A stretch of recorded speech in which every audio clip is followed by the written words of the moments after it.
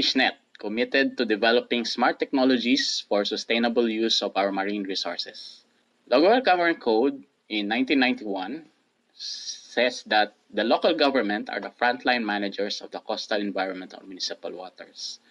From Fisheries Code of 1998 or Republic Act 1850, it reaffirmed that the local government is actually the one that is in the forefront. And they have delineated the division of the waters into two regions, the municipal waters and the national waters. So within 15 kilometers, it is managed by the local government, and beyond 15 kilometers, managed by the Bureau of Fisheries and Aquatic Resources.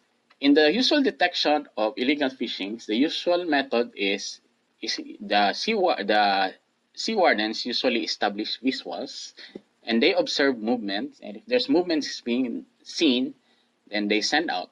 So this is a usual process. So it is based on human interpretation.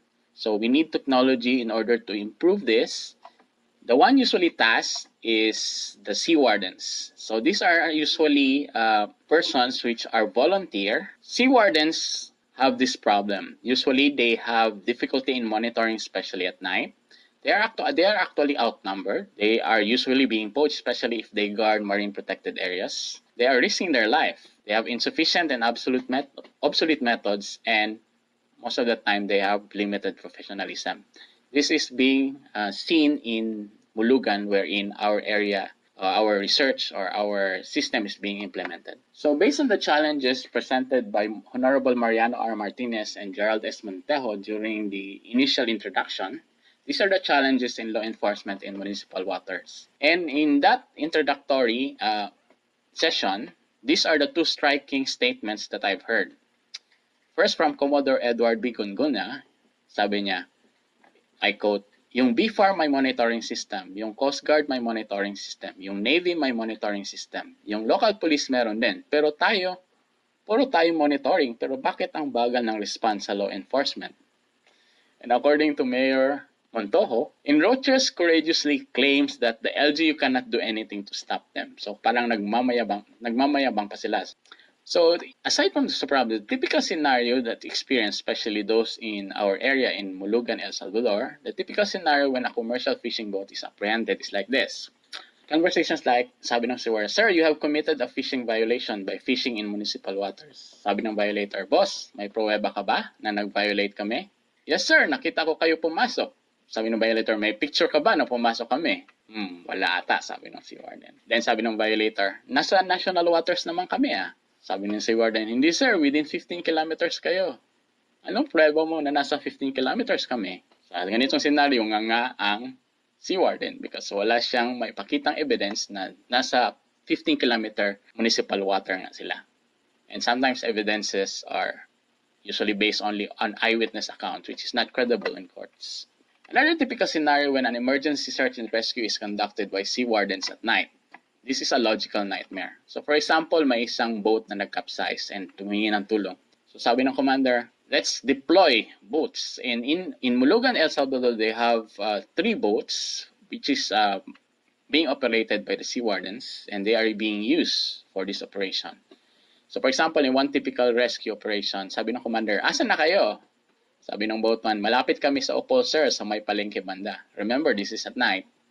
Sabi ng boat 2, malapit kami sa Hansan, sir. Dito daw banda ang nag-capsize ng mga isda. Sabi ng boat 3, sabi ni boat 1, sir, malapit lang daw siya sa amin. Ba't di ko siya makita? So these sea wardens or bantay dagat are actually basing their location based only on landmarks. So what if, so in that case, mahirap nila i-cover ang whole area. So inefficiency will happen because hindi nila na-distribute themselves in a much more wider area because they don't know their exact location.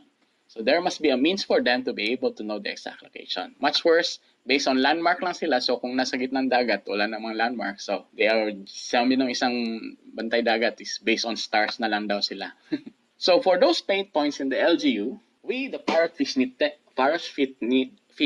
team, we're here to offer a solution. So our first product is the ParrotFish CMate, which is a portable battery-operated fishing boat tracker and a LoRa transceiver. So, but before foremost, what is LoRa? LoRa is actually a wireless technology that offers long range, low power, and secure data transmission for machine to machine and IoT applications. And this is based on chirp spectrum modulation. And main characteristics niya is low power and long range. And this is free from satellite communication, so because this is just based on RF. So this is the technology we use in our trackers for transmitting uh, locations. So the ParrotFish CMate has the following feature. It has a GPS receiver, a LoRa transmitter up to 8 km range, extended by a CMaster repeater voice, and mesh networking with other CMate beacons. It is rechargeable lithium battery with long battery life, waterproof and IP-based. It is ruggedized for marine environment. Location data such as longitude and latitude. It has a map interface. Ang map database niya is on device, especially in the flash memory, so you don't need to connect to the internet in order to get your maps. It has FMA and LGU distance indicator. It has an audible tone alarm system. It's upgradable via web interface. It has browser connectivity. It has lagging function. It is actually a fisherman tracker. And it has a solar panel for charging. So this is dependent on renewable energy. So this is the typical local information that is being displayed. So latitude and longitude, the fishery management area kung nasaan na ang mga user. Then we have the nearest LGU. Here, the LGU is El Salvador, and the distance from the origin and distance from LGU can be found in the display. It also indicates what typical waters you are in. So dalawang display mangyayari, municipal and national water. So if you are within 15 kilometers, you are in municipal water. And if you are beyond 15 kilometers, you are in national waters. So this is useful when sea wardens apprehend someone and they want to really point to them that they are within or outside the municipal waters. And of course, we have the atomic time from the GPS and also the number of satellites. Now, aside from that basic interface, we are developing the map system for the CMate. So here we have a map wherein you can have your location and the path of travel. The map database is actually stored in a device and can be added via web interface. And aside from that, we have the logging and function wherein the time coordinates is being logged on the device and can be expanded via an SD card, and data can be retrieved via the browser or the interface app. So what makes CMate unique compared to other trackers? First, we want to make it as low cost as possible. It is LGU-centric, customized for Philippine LGU use. It has power grid independence through the provision of the solar panels as a source of power for recharging the device. It has a low-powered, low battery life with long battery life to battery management software optimization. It has an embedded map database. Data can be retrieved via a web app or interface. And this is part of the ParrotFish CMaster LoRa network. We cater to local government units as our customer does more localized service. The firmware is upgradable and web product support for upgrades and documentation. So the main thing is this is designed by Philippine electronic engineers or computer engineers and the Philippine Sea Wardens and LGU main personnel. Aside from the CMate, we have the CMaster, which is a general purpose repeater buoy. It is made from PVC materials and it is actually the fourth iterate in design. By the way, this buoy is a repeater system wherein the ParrotFish CMate will transmit its location data and will be received by these buoys. So the purpose of this is it will extend the range of the buoys because the buoys it will extend the range of the CMate beacons or CMate trackers beyond 8 kilometers because through this we have a repeater system. So it is ruggedized and optimized for sea environment. It is waterproof for electronic enclosures, stainless steel for project materials for corrosion-free operation, and it is solar powered. It has an underwater counterweight for stability, and this is a cost-effective design. And the basic payloads are the CMaster LoRa repeater, transceiver, CMaster blanker, solar power systems, CMaster antennas. And you can add more payloads as the need arise. So this is the schematic this is the 3D view of the CMaster buoy. Now the CMaster is actually a buoy which has undergone a lot of iteration. So from the first generation to the second generation, we have small buoys, small size. Then the third generation, it has a large size or medium size. And finally, we have the fourth generation, which is a very large size one. So based on experience from 1 to 2, we have seen a lot of inefficiencies for this design, and we can say that the fourth generation is an optimized design already. And aside from that, Parrotfish Seamaster and Parrotfish Seamate, we also offer the Parrotfish Sea Light. So Parrotfish Sea Light is a solar-powered blinker light for sea installation for safety navigation used by seamasters and repeating buoys. So this is the overall Seamaster system. We have the Seamate as a tracker that will transmit information to the Seamaster, which is a buoy that is also solar-powered. And the Seamaster has the Parrotfish Sea Light. So these are the three flagship products of the ParrotFishNet Seamaster system. So the Seamaster system is a localized VMS using LoRa radio frequency transmission. So this is the system implementation. So fisher folks have their own seamates, and these seamates will communicate with the Seamaster buoys. And these Seamaster buoys are actually connected to the local LGUs. So for example, here, El Salvador has a Seamaster buoy, Upol has a Seamaster buoy, Hassan has a Seamaster buoy. So the Seamaster buoys communicate with the LGU, while the seamates, which will send its location and other data to the Seamaster. So this is a network of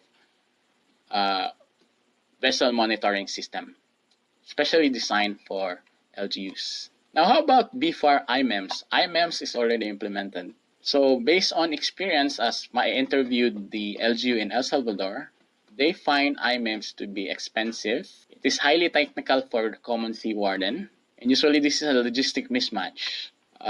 Usually the local government there have their own way, and the BFAR is covering the national government. So usually they have some issues with logistics. And here, LGU will be very dependent on BFAR. And at the same time, BFAR expects LGU to respond effectively. So we can conclude that IMEMS is only effective if the LGU adopts it fully. And we know from the fishery law that the municipal waters is actually solely controlled and governed by the local government. So the Seamaster system integrates actually with BFAR IMEMS and other VMS through the LGU. So we try to see to it that the Seamaster system should not compete with the VFAR IMM system, but instead it should complement it and make it more effective. And how can we do that? So the Seamaster system is actually a local VMS system for a certain LGU. And this LGU, since they have their own local VMS, can relay their information to the BFAR IMM system. So the BFAR IMM systems usually employ satellite systems, which are quite expensive. So in order to communicate with the BFAR IMM systems, the LGU will just simply invest on one satellite system that could communicate with BFAR IMM system, since all of the data in their local area will be collated by the Seamaster system, and these data will be sent to the BFAR IMM system. So the Seamaster system offers the following advantages. First, they manage their own VMS system and lower cost of management. Then we have a localized technology, less dependence on BFAR for marine police, and they can fully implement their mandate as the sole authority in municipal waters. We can offer easy logistics, and also the LGU can have the sense of ownership. We also have the easy implementation of policies, since LGUs can craft local ordinances. So if they want the system to be much more suited to them, and based on policy, LGU can craft local ordinances in the fly. And since LGU controls the fishery registry, and thus they can manage the system more effectively. And the good thing about this is it is independent from satellite communication, and it offers single interface to BFAR IMEMS. So we are not meant to compete with BFAR IMEMS. Instead, it makes the IMEMS more effective through the LGU. So how can we do that? So we have the IMEMS systems of BFAR, and actually it communicates with the LGU and the target fishing boats using the VMS 100 transceiver. So this is a satellite transceiver, and this really is very costly. So if a fisherman or municipal fisher folks, let's say a palm boat or a small scale fisherman, wants to be integrated in IMM systems, he needs to invest in VMS 100. And usually they don't have the funds for that. So we offer an alternative, which is the CMate tracker. So although this is not in satellite communication, it communicates only through RF, but we can offer a very, very lower cost compared to the VMS 100. So we are targeting at around a cost of around 3,000 units. And for economies of scale, if this is mass produced, maybe we can go down up to 2,500. So the fisherman folks can now have an alternative, and they can now get the CMate instead of VMS 100. And through this, the CMate communicates with the local CMaster system in the local government unit, and the local government unit will be the one that will going to invest in VMS 100 so that they can communicate with the IMM system. So now, B4 IMM system will now be very effective and can be fully implemented. So I think the drawback for full implementation of the IMM systems is the acceptance of the LGU. Because of the high cost, LGUs cannot afford it. Because of the it is highly technical, LGU cannot have their own team right away, and the logistics can be quite hard. But don't fret, we offer the Parrotfish Seamaster system. So we offer a localized VMS using our Seamasters uh, buoys, our CMate beacons, our CMate trackers, and also our sea lights, wherein local fisher folks can afford this. Or if they cannot afford it, maybe the LGU can subsidize initial costs. Something like when they register for their boats, they can have a plan wherein they can have like a loan or something for the beacons. And the LGU can actually implement this because they are the one that controls the registry. They are the one that creates laws for the fishery of the local municipal waters. So through this system, we may be able to solve all the problems of the local LGU in the implementation of patrolling, especially in the rapid reply or rapid response for apprehension, location of the particular assets, particular also on the fishermen's for emergency operations. So sort of like we now have a localized VMS for local LGU, optimized for LGU, and we offer trainings and we customize our product based on our LGUs. So we talk directly with the LGUs. Hello, right now you are looking at the dashboard that we have for ParrotFishNet. Now, this one here, we have moved and joined everything that we have. That means this is all the entire management system for tracking the fisherman locations. This is intended to be a separate website for public. That means everything that you can see, and private. That means that includes private information that we do not want to share to the people who will be looking at it in the public domain. So what we have here is that we have a list of the fishermen. We also have a list of all the information tracked on our map. So if we are going to say I wanna see all of those that are under fisher fisher boat one, this is it.